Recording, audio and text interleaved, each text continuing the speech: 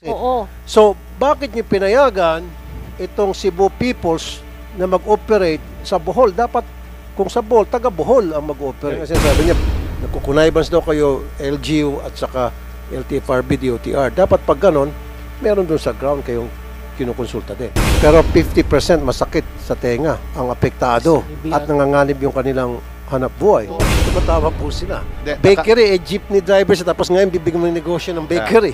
Hindi sila marunong magmasa ng tinapay. Ang minamasa nila yung manibela. Bakit ayaw nila ibigay sa local manufacturer kung ibibigay naman nila sa foreign manufacturer? Para dito sa programa ng gobyerno na gumawa tayo ng sarili nating jeepney, local. Kung naibigay nila yun sa atin, 2018, 2019 pa lang nakagawa na tayo ng murang electric jeepney dito sa Pilipinas. Wala ho kayong intensyon sa LTFRB na ikalat itong mga impormasyon na mahalaga para maintindihan ng mga maapektuhang sektor. Parang ang interest nyo lang ata, tulad na nabanggit na kanina ni Mr. Elmer Francisco, kumonsulta sa mga taga-ibang bansa na wala namang kinalaman sa programa natin sa jeepney modernization.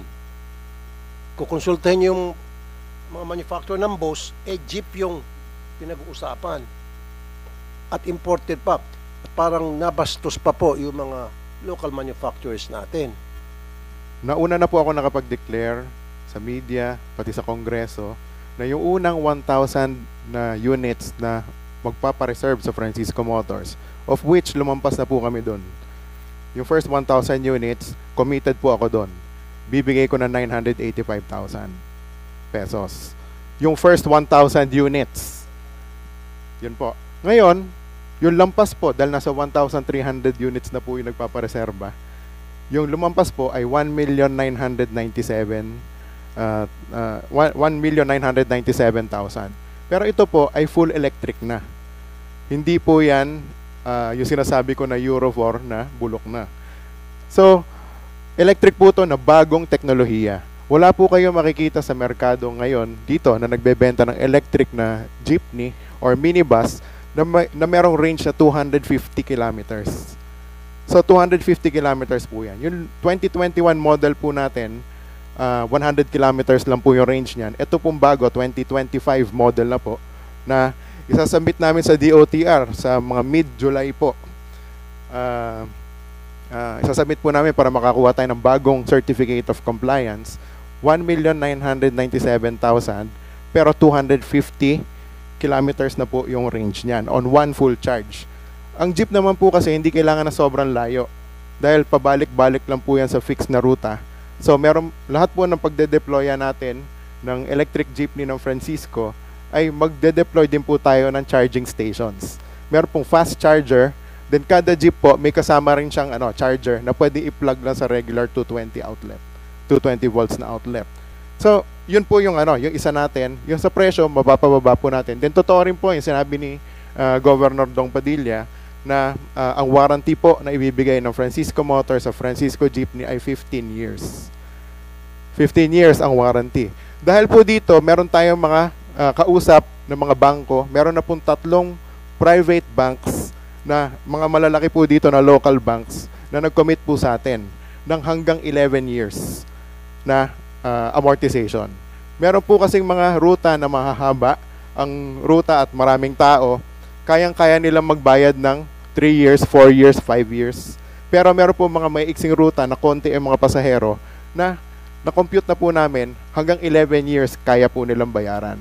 Ang importante po ay yung kayang kitain ng kanilang ng kanilang operation, yun po ang mahalaga, na meron pa sila may uuwi sa kanilang mga pamilya. 1980s pa lang po, meron ng electric jeepney ang Francisco Motors. Meron din po tayong electric Anfra.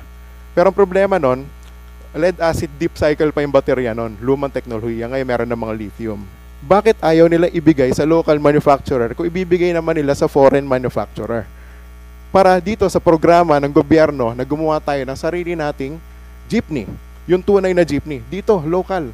Kung naibigay nila yun sa atin, 2018, 2019 pa lang nakagawa na tayo ng murang electric jeepney dito sa Pilipinas. DOTR, paulit-ulit ko narinig na wala kayong binibigyan ng suporta sa ating mga local manufacturer at palagi kayo kumukonsulta at inyo pong binibigang pabor ay yung mga foreign manufacturers. Next time, DOTR, imbis na kumonsulta kayo sa mga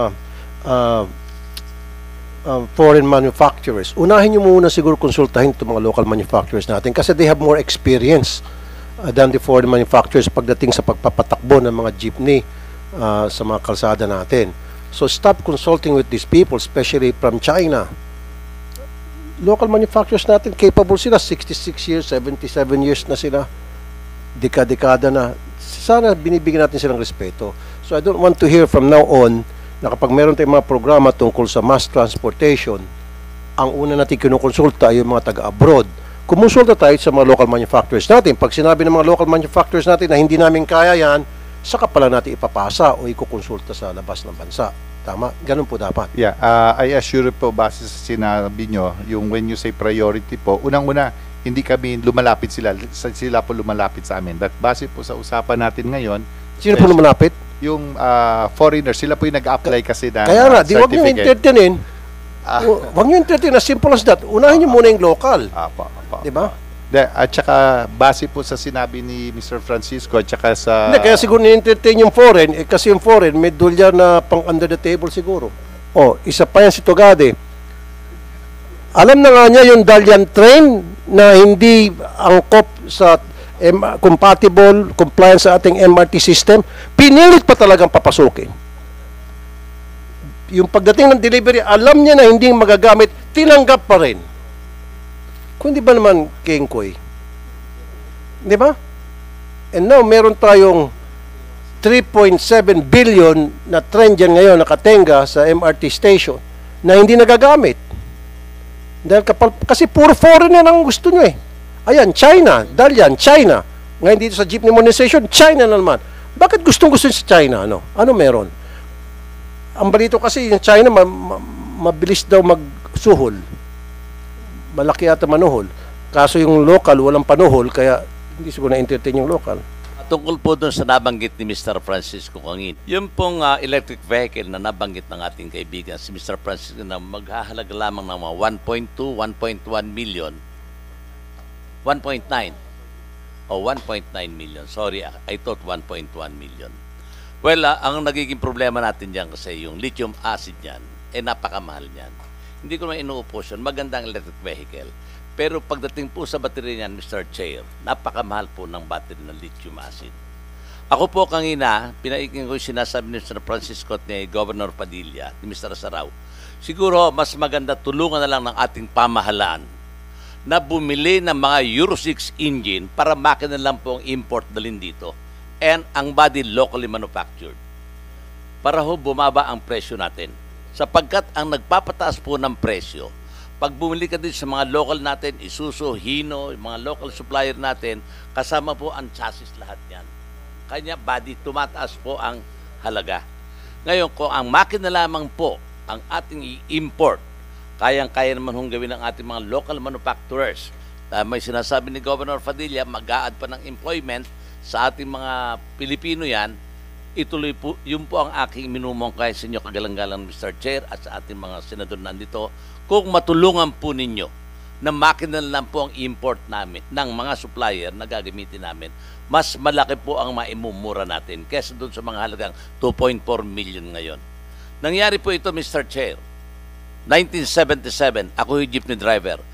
Ang Francisco po ang kaunahang galabas ng C190, Isuzu C190 na brand new from Japan. Wala pong usok yan. Alot zero emission yan. Kanya po, sumunod kami dyan, nakita ko yung performance yan, maganda. Ano ibig sabihin po ng ANTFI? Arangkada NCR Transport Federation Incorporated po. Sige po, Mr. Mr. Hernandez, sir. Magandang umaga po sa inyo. Yung issue po kanina na umpisahan nyo, Mr. Chair, yung pong amount, tsaka po yung design. Tapos nadagdag na po yung information dissemination. Actually, nagtaka nga rin po ako, kasama ko po si Idol Robin doon 2019 nung sinakyan niyo po yung PUB namin. Hindi lang po lumabas, bakit nagtataka po ako, hindi po nailabas sa media or sa commercial yung sinakyan niyo po yung unit namin. Proud sana kami noon dahil yung Taguig Transport Service Cooperative po ang tinawagan ng DOTR para po sakyan ni Idol para po i-disseminate sana yung pagpapalaganap ng PUB natin noon. Yun po yung isang pinagtaka po namin sa Taguig. At galing pa kami Taguig, napunta pa kami Subic para lang po masakyan ni Idol yung UB. Para nga po sana i-promote yung ating mga PUB. Yun po. Regarding naman po sa design, way back din po, 2018, naglagay po ang showroom ang DOTR sa World Trade Center. Nandun po lahat yung klase ng PUB na pinersent. Meron po talagang iconic design. Andun, alam ko po, natatandaan ko noon, Santa Rosa Motors po ang nagpresent ng design ng iconic.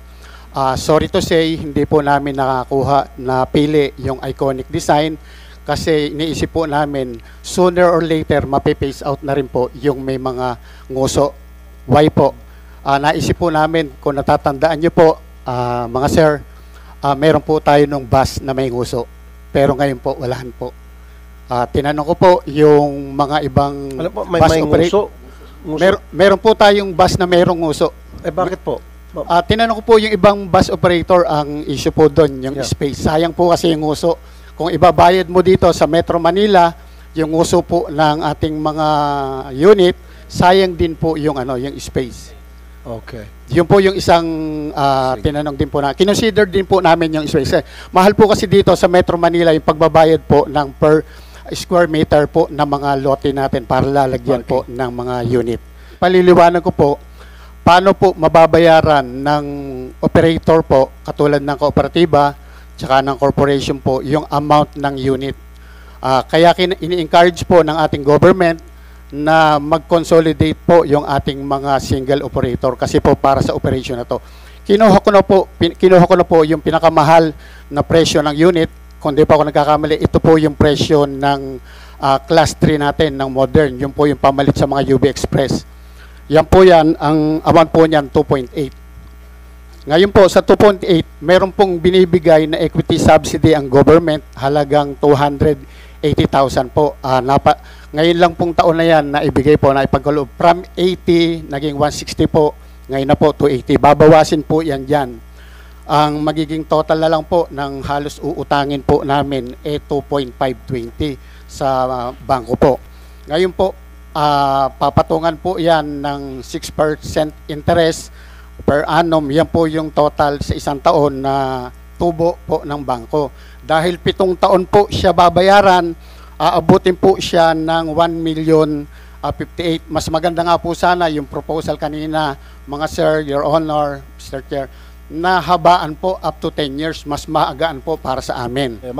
Ang sa amin po, kami po ay dapat mabantayan po ng ating gobyerno, ng audit na ibibigay ng tama para sa sektor, para po, yun po kasing budget para sa education po, capacity building po sa mga cooperative, sa mga transport, kasi po ito hindi simpleng transport lang, this is business na kinakailangan po natin may ayos. 45 million, hindi naman ginastos.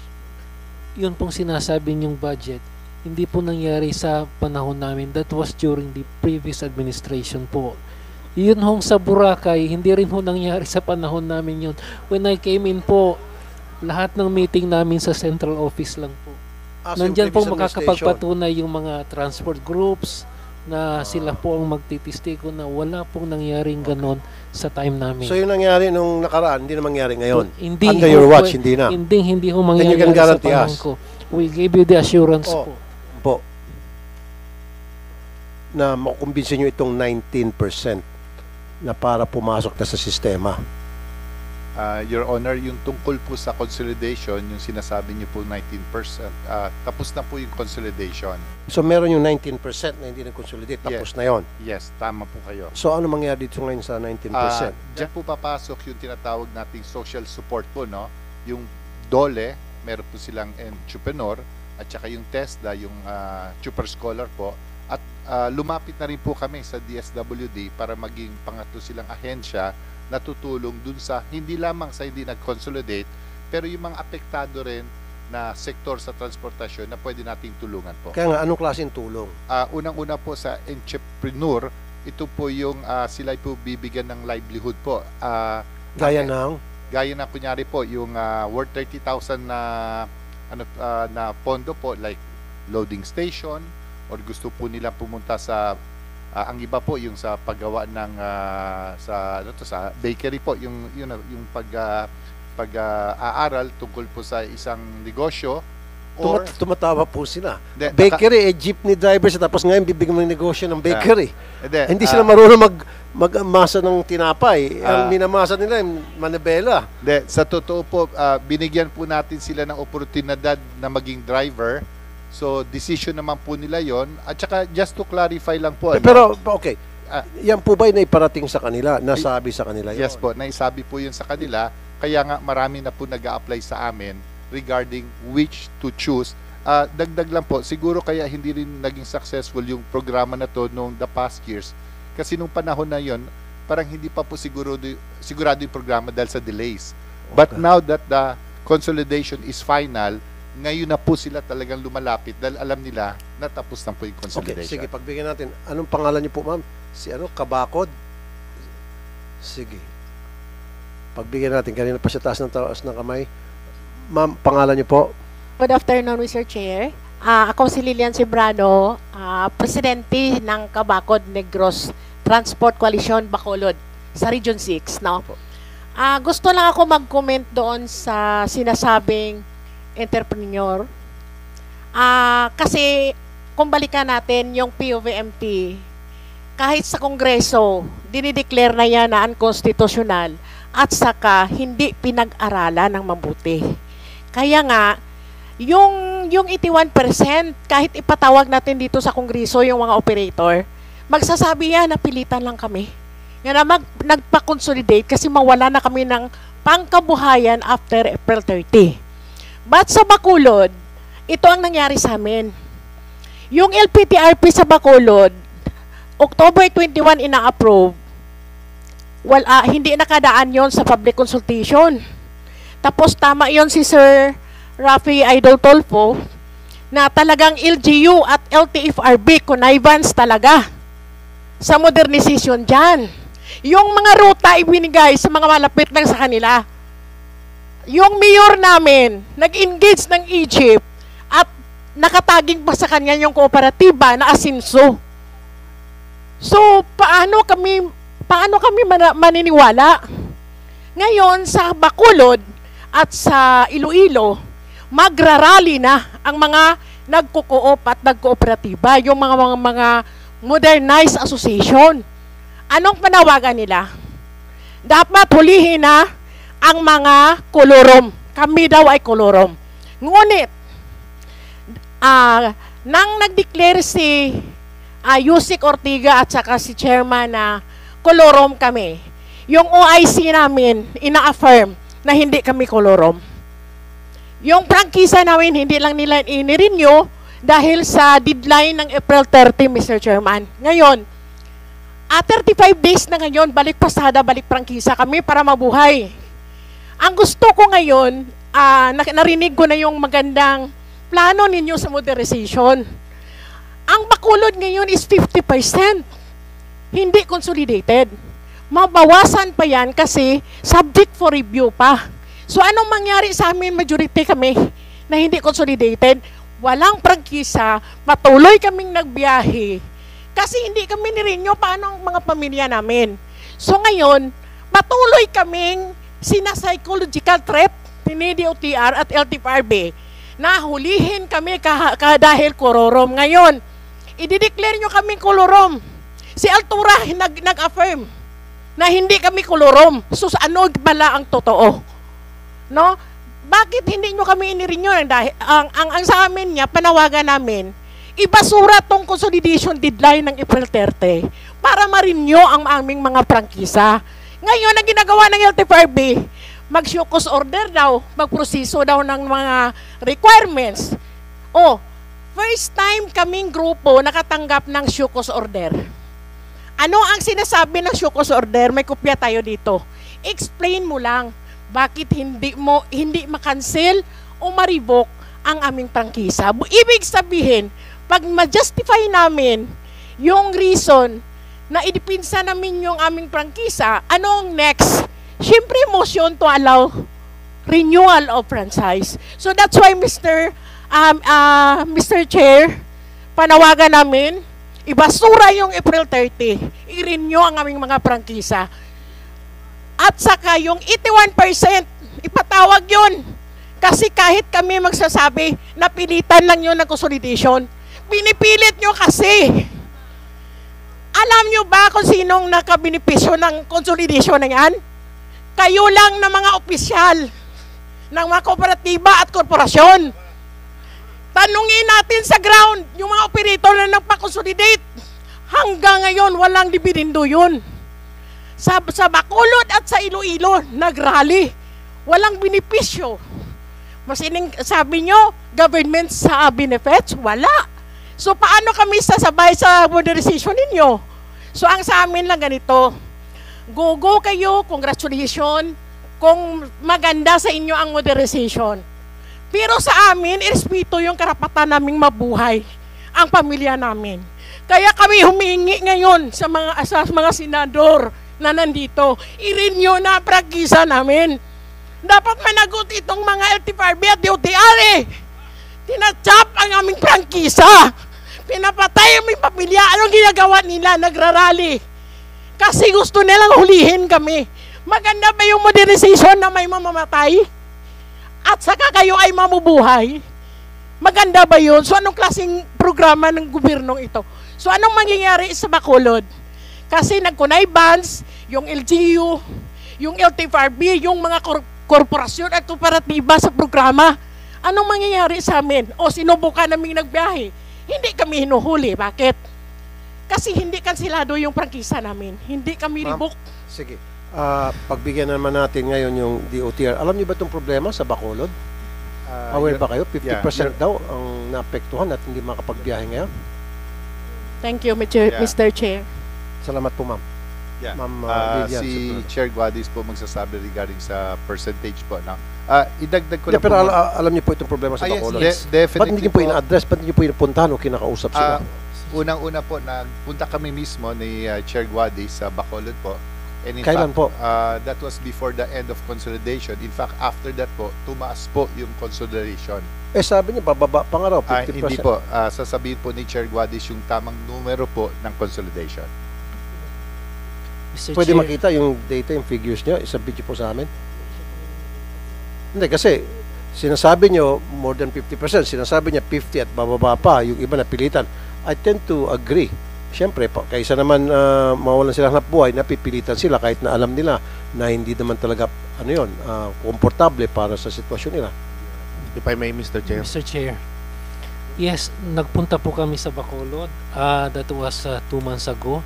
Kausap po namin si Mayor Benitez at saka yung buong yung sanggunian po at saka mga local officials ng Puro official, bakit wala yung sa ground, yung mga maapektuhang mga jeepney drivers operate? Bakit yung mga official? Yan nga sinasabi niya, nagkukunaybans daw kayo LGU at saka LTFRB, DOTR. Dapat pag ganon, meron doon sa ground kayong kinukonsulta din. Yes, Mr. Chair. Ang rason naman kaya kami nagpunta doon, una, chinek namin yung estado ng mga kooperatiba, chinek namin yung yung route rationalization nila, and then nung sinabi nilang may mga kakulangan pa po, agad po namin na tinulungan, nirevisa ho namin yung local transport plan ho nila to accommodate more participants doon sa modernization program ho. We did that, kaya po tumaas ng malaki because yung ginawa po namin together with Mayor Benitez and the Sanggunian po, inaddress po namin yung concerns ng mga transport leaders doon. So, meron naman ho kaming nagawa na win-win situation po. As to the figures, Mr. Chair, please give us a little more time. Chine-check ko namin ngayon sa opisina kung ilan ho yung actual percentage sa Bacolod So City. paano sinasabi niya 50% sa kanila na wala ng trabaho at hindi na alam ang gagawin? Paano po yun? Malaki po yung 50%. Kung 15%, medyo okay pa sa tenga. Pero 50% masakit sa tenga. Ang apektado. Mr. Chair, may I be At nanganganib yung kanilang hanap buhay.